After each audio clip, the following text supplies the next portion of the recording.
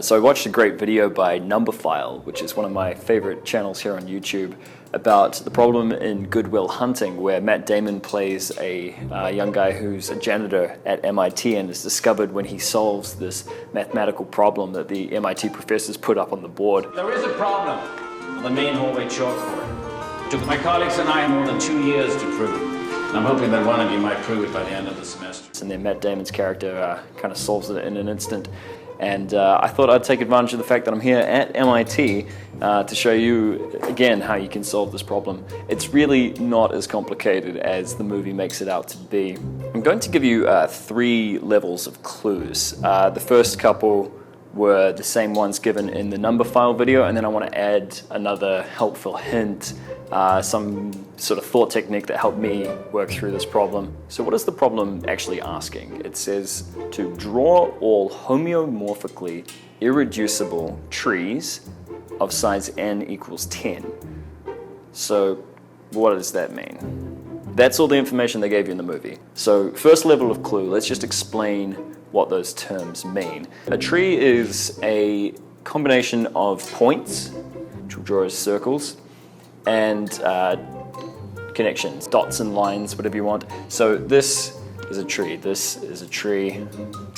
What's not allowed with these trees is loops. So you can't have this point connecting here, making a loop. It's not allowed.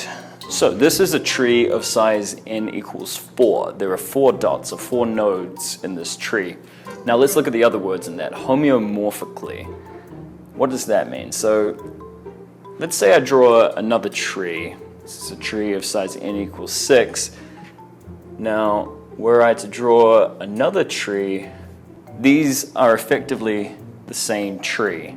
So you can see it's more or less just me rotating this around, maybe changing the angle slightly, but which points, which nodes are connected to which other nodes remains the same between the two. So these are not unique. This only counts as one tree. So that's the homeomorphic part. What about the irreducible part? So let's say I didn't have this node here. This point here, when you get to this node, say you're coming along here, you get to this node, you only have one option, then it's not irreducible. So here you can see if I come down from this point, I have 2 options. I can go over this way or down this way. This is okay. This is a node that's allowable. The only ones where you can have one option are the end nodes. So this is banned, but that's okay. So those are the rules. Only homeomorphically irreducible trees of size n equals 10. The next clue I'm going to give is the number of trees in the solution. So remember, you have to draw all of them, but you don't know at this stage how many there will be. You don't know at what point to stop. The number of trees in the solution is 10. We know we have to draw 10 of these trees, but deciding what's unique, what's homeomorphic, can be tricky, especially once you start getting to large trees.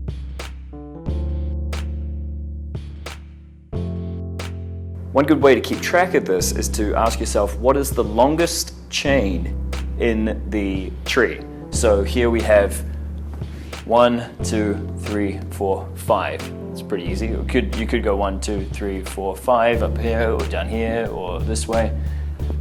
And our longest single chain in here is also 5. So 1, 2, 3, 4, 5, or 1, 2, 3, 4, 5. What you can do then is to number the number of branching nodes that come off of each of the middle nodes in the tree. So we've got 1 coming off of here, then 2, then 2. Note that if I move this over here, and that became 2, and that became 1, that is also the same tree. That is not homeomorphically irreducible from the other one. And here we can look at this, we have 2 coming off of the next one, and off of this one we have 1, not counting the end node. So ignoring the end nodes, you have 2, 2, 1, 2, 2, 1. It's the same tree. So use this technique to think about what those 10 different trees could be. So let's see what the answer is. If you want to solve this problem yourself, and I highly recommend you do, now's a good time to pause the video. But we'll get the answers up here in just a moment.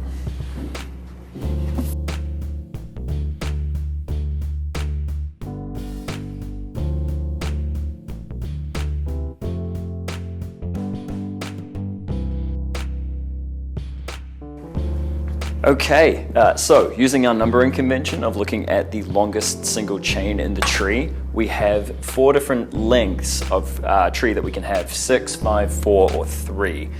We notice here that though, I said before that there were 10 solutions, right? There's another one, and this is where the numbering convention that we've used here, it kind of falls apart. Okay, so in this last solution here, previously, all other solutions, you could point to one of the middle nodes and each of the end nodes connects directly to that. But here we have a middle node with a second middle node connected to it, or rather a third middle node connected to it. And it's allowed, you know, we're coming into here, it's still a junction, you have 2 options. So I like to call this 1, 1 plus 2, 1. So that's it. You know, not as difficult. I don't think it would have taken an MIT professor 2 years. Hopefully this is something that you had fun solving, and I know I did. So now you can tell yourself that you're as smart as Will Hunting, who's a fictional character.